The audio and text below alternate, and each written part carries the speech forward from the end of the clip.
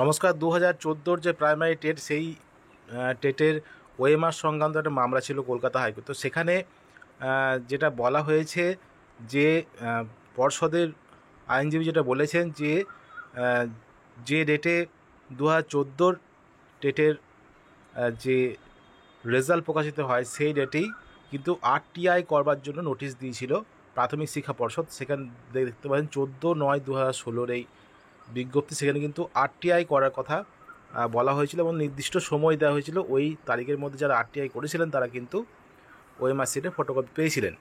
এটাই কিন্তু প্রাথমিক শিক্ষা পর্ষদের আইনজীবী বলেছেন। দেখতে পাচ্ছি নোটিশে, দি result of TET 2014 has been published on 14/9/2016 in terms of the resolution of the board dated 17/11/2015. All concerned are hereby notified that RTI application in regard to the marks obtained and supply of photocopy of OMR digital data sheet regarding the TET 2014 will be received for a period of 30 working days from the date of the publication of the result.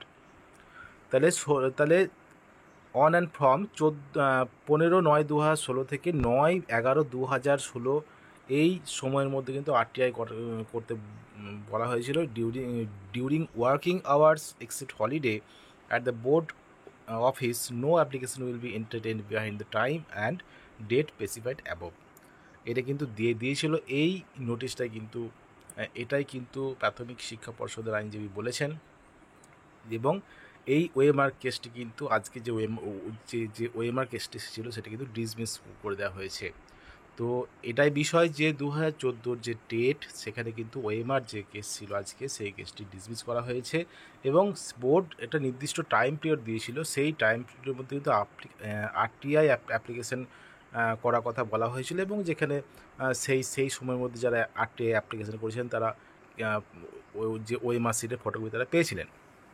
এবং এতদিন পর দীর্ঘ 10 বছর পর কিন্তু আবার এই কেসটি উঠছে এবং সেটা বিভিন্ন কারণে কিন্তু এই যে 2014 ওএমআর কেসটি কিন্তু ডিসমিস করে দেওয়া হয়েছে।